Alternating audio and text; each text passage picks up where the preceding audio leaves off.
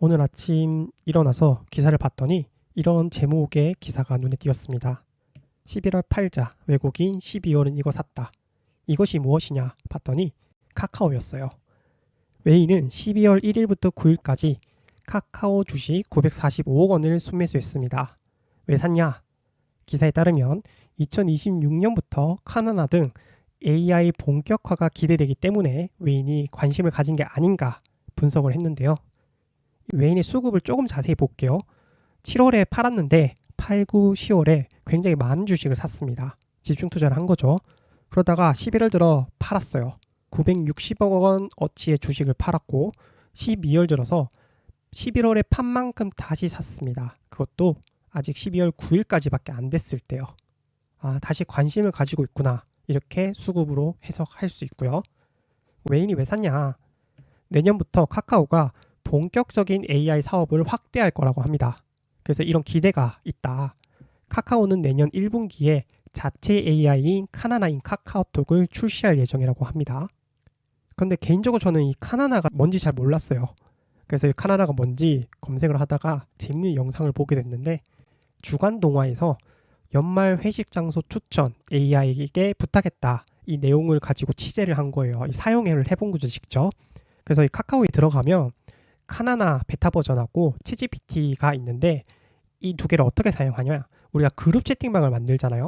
그 그룹 채팅방에 AI 보신 카나나와 챗GPT를 초대하는 거예요. 즉 나와 내 친구가 있는 방에 카나나 또는 챗GPT를 추천을 해서 그들하고 계속 대화를 하는 거예요.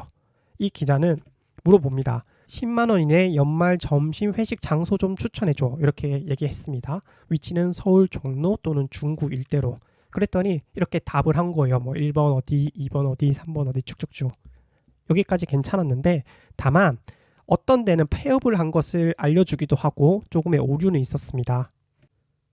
기자가 그래서 이 챗 GPT 또는 카나나의 답변을 보고는 추천 목록은 대체로 포털 검색 상위권에 있을 법한 한정식 집이었다. 즉 나름 괜찮았다. 이렇게 얘기를 하고 있고요. 그래서 기자가 추가로 공덕의 땡땡 같은 예쁘고 맛있는 곳을 찾아줘 라고 다시 요청을 했는데 이 그중 한 곳은 지도 애플리케이션에서 검색이 어려웠다고 합니다. 즉 이거 좀 완벽한 답변을 하진 않는 것 같아요. 맞더니 식당이 지도에 없어 라고 이제 카나나한테 다시 물어봤어요. 그랬더니 사과를 하네요. 부족한 정보를 드려 사과드린다. 아직까지 완벽하진 않고 다행히 지금 베타 버전입니다. 만약 정식 서비스에서 이런 일이 터졌다면 아주 욕을 많이 먹었겠죠. 카카오 관계자는 현재 카나나는 베타 서비스 기간이며 기능 개선과 AI 고도화를 병행하고 있다. 이렇게 얘기를 하고 있습니다. 내년 1분기를 목표로 본격적인 서비스를 시작하기 위해 개발을 진행하고 있다. 개선하고 있다. 이렇게 보시면 되겠습니다. 이 기대감 때문에 웨인이 투자를 했다. 이렇게 보시면 되고요. 그런데 우리가 실제 원하는 거는 카나나가 아닐 거예요. 카나나보다는 예전의 카카오톡으로 돌아오길 바라는 마음이 클 겁니다. 그래서 오늘 또 다른 기사를 보니 카카오가 15일부터 업데이트를 진행한답니다. 이전의 카카오톡으로 돌아가기 위해서. 그래서 친구 목록을 이전에 제일 먼저 보일 수 있도록 복원을 한다고 해요. 아니 이분 국회에 나오셔가지고 카카오톡 롤백 어렵다. 기술적으로 어렵다라고 부사장이 얘기를 했거든요. 그런데 이렇게 빨리 되는 걸 보니까 카카오 개발자들이 천재거나 아니면 롤백까지는 아니더라도 그 어느 정도의 코드를 갖고 있었겠죠. 당연히 거의 롤백과 같은 그런 걸 해서 다시 돌아가는 게 아닌가, 구라를 친 게 아닌가 이런 생각이 들게 합니다.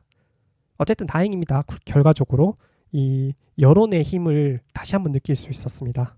그런데 이렇게 카카오톡이 주춤할 때 사실 이 두 업체가 노를 저었어야 돼요. 바로 네이트온과 라인이죠. 제가 실제로 그 카카오톡이 업데이트하고 나서 마음에 안 들어서 네이트온을 사용해 봤거든요. 괜찮았어요. 뭐 기본적으로 메시지 주고받는 거 문제 전혀 없고요. 오히려 뭐 쓸데없는 광고나 이런 것들이 많이 없어서 네이트온이 메시지를 주고받는 데 있어서는 오히려 더 강점을 가지고 있다고 생각을 했어요. 그런데 치명적인 단점이 있습니다. 뭐냐면 사용하는 사람이 없다. 아니 연락을 하려고 메신저를 사용하는데 사용하는 사람이 없어요. 이 뭔 경우인지 참 아쉬웠습니다. 그래서 결국 우리는 카카오톡의 노예 또는 뭐 카카오톡 지옥에서 빠져나오는 게 어렵구나, 참 쉽지 않구나 라는 생각을 다시 한번 하게 되었습니다. 오늘 영상 마무리하기 전에 이 책 꼭 추천해 드리고 싶은데요. 카카오톡뿐만 아니라 인스타그램, 틱톡, X 등등등 수많은 메신저들을 우리는 사용을 하죠. 그런데 이렇게 사용을 하다 보면 그런 생각이 들 때가 있어요. 아, 벗어나고 싶다. 이 스마트폰 세계에서 벗어나서 나의 진짜 인생을 살고 싶다. 이런 생각이 들 때가 있을 거예요. 그렇게 생각을 하되 잘 실천이 안 되잖아요. 그때 이 책을 읽어보세요. 그들의 행포를 낱낱이 밝혀줍니다. 그래서 여러모로 이 도둑맞은 집중력을 꼭 읽어보셨으면 좋겠고, 적당히 적절하게 이 스마트폰을 잘 사용하셨으면 좋겠어요. 그래서 이 도둑맞은 집중력 마지막으로 추천드리면서 저는 이만 물러나겠습니다. 감사합니다.